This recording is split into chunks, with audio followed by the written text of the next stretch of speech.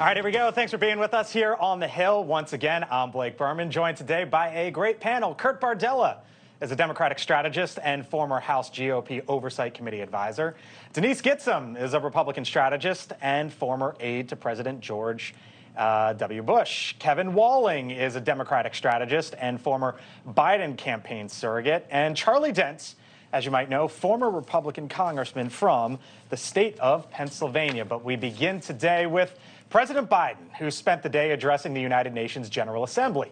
He emphasized the need for more international cooperation and asked the world to stand with Ukraine. But consider this headline right now coming out of the Big Apple. It comes from the New York Times, an opinion piece highlighting how progressives are fundraising at a slow and worrying pace. The author, Michelle Goldberg, poses the question, where has all the left-wing money gone? She writes, quote, yet if liberal lassitude is understandable, it's also alarming because we're going to have to fend off Trump once again. And even if some pullback is cyclical, some seems to be rooted in a more enduring malaise. Malaise, is that what it is, Kurt? You worried? I'm not worried. Maybe I'm one of the few Democrats who doesn't worry and wet the bed every time that something doesn't go the way everyone thinks it should, because that seems to be something Democrats really like to do. It's September of 2023. Joe Biden is not in a contested primary. There is no reason necessarily to be having money flowing to super PACs and dark groups the way that you would normally have in an off-year election or the actual real campaign that we're going to have in 24. By the time it's all said and done, more money is going to be spent than God, just like every election cycle that we have. Every side, Democrats and Republicans, are going to be fully funded, and it's just going to be an all-out money war. But Kevin, here's the head of the voter movement Voter Project talking about all this. Quote, in the 2019-2020 election cycle, and to some extent in 21-22, donors gave like our lives depended on it. This has not yet happened in 23-24. As a result, progressive electoral groups are struggling financially, and the problem appears to be getting worse. Well, Blake, to that quote that you just read, we were running against an incumbent Republican in terms of Donald Trump, who was great for both sides in terms of fundraising, either against him and for him.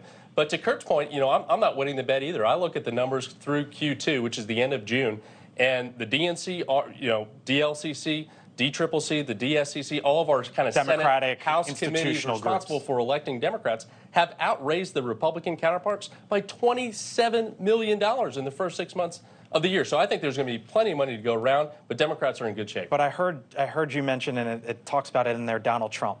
If you need Donald Trump, doesn't that sort of show that there's a motivating factor, certainly. But, you're going to have a party committee staying behind an incumbent president. There's a lot of power behind running an incumbent president. He was on Broadway just last night in New York on the sidelines of the UN, raising money with the stars of Broadway. We'll have plenty of money. Former Republican congressman, the Democrats here say no worries.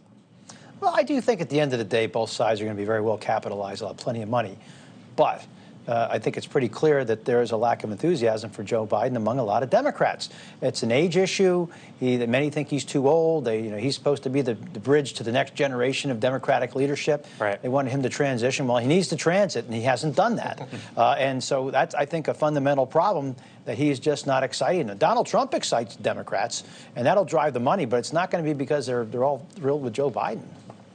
Yeah, and on that point, this reminds me of what happened to CNN when Donald Trump left office. They were suddenly going into bankruptcy. Nobody was watching because they had nothing to rail against. So I think in order for progressives and Democrats to really capture hearts and minds, they have to have a platform that is separate from who they're railing against and give Americans something they're railing for. All right, so you mentioned Joe Biden, the president, at Broadway last night. Here's what he said. He was given a fundraiser speech. At one point, quote, and you may have noticed a lot of people seem focused on my age. Well, I get it. Believe me, I know better than anyone. He goes on to say, I've never been more optimistic about our country's future in the 800 years I've served.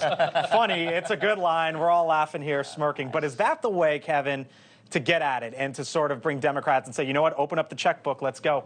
Yeah, I think so. And listen, that remark was met by a loud applause and laughter in the theater in New York. And I think the president kind of turning the tables on that age narrative. Of course, he's only 3 years older than his likely Republican nominee. It might be the way to do it. I don't know. I think that this is where we might have to disagree, because doubling down on your weakest point doesn't necessarily help move the needle in your favor. I think the more he talks about age, the more he brings attention to it, the more you're starting to see a deflection from folks thinking that he's not going to make it through his next 4 years if he wins the White House. Thanks for watching. Go to newsnationnow.com to find NewsNation on your television provider. And don't forget to subscribe. Click the red button to get more of NewsNation's fact-driven, unbiased coverage.